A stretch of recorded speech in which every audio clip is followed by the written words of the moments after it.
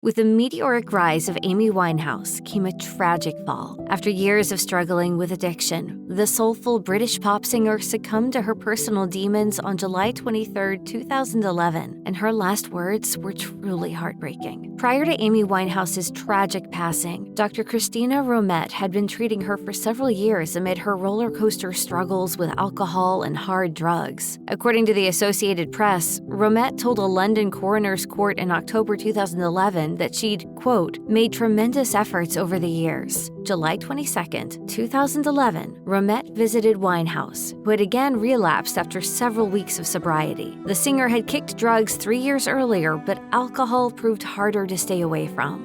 Winehouse shot to global fame in 2006 at just 23 years old with her second studio album, Back to Black, and its hit single, Rehab, which hinted at the substance abuse issues she was already facing before the horrors of fame compounded her problems. On the night before she died, Winehouse talked about her upcoming birthday. Romette suggested she seek mental health assistance, but Winehouse refused. The doctor told the court she was very determined to do everything her way, including her therapy. She had very strict views on that. Before Romette left that evening, the 27-year-old told her she, quote, didn't want to die. The next day, Winehouse's bodyguard found her dead in her bed from alcohol poisoning. Amy Winehouse had always been open about her substance use issues. To a point, she told the British television show London Live in 2006, I do drink a lot. I think it's symptomatic of my depression. I'm a manic depressive. I'm not an alcoholic, which sounds like an alcoholic in denial. Her ex-husband, Blake Fielder Civil, introduced her to hard drugs, including heroin and crack cocaine, when they were together. In 2013, he expressed remorse about it, admitting, the fact is, what I'm saying is of course I regret it. Not just because of the damage it's caused Amy and the loss of life, but the damage to her family, but also to my family and also to me.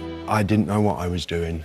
I wasn't going into that with an intention of this happening. Winehouse went into treatment several times, but would leave before completing the programs. She had managed to stay off drugs since 2008. The coroner found no drugs in her system at the time of her death, but she continued to binge drink in between periods of sobriety. 2 days before Amy Winehouse died, her best friend, the musician Tyler James, left the Camden Square apartment they shared. In his book, My Amy, The Life We Shared, he recounted, after years of trauma, of trying to save Amy, I was running out of ideas. So now every time she relapsed, I'd leave because I wouldn't support her drinking. They had just had a blow-up after he angrily told her that if she continued drinking, she would die. She didn't want to hear it. After Winehouse tearfully asked him to come home, James returned the day after their conversation, on July 23, 2011, to find an ambulance outside of their apartment and his best friend being worked on by an EMT. She was dead. A major loss in the music world tonight. The gifted singer Amy Winehouse found dead in her London home. She was just 27.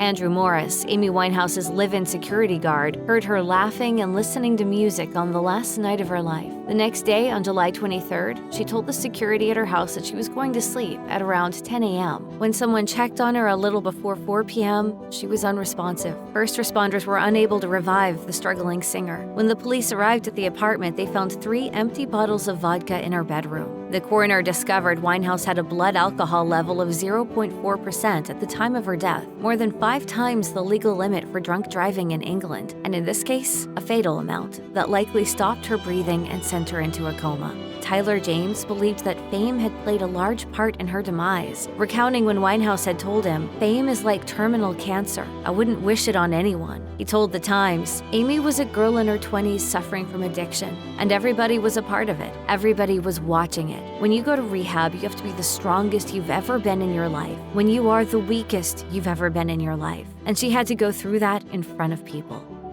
If you or anyone you know needs help with addiction issues, help is available. Visit the Substance Abuse and Mental Health Services Administration website or contact SAMHSA's National Helpline at 1-800-662-HELP 4357.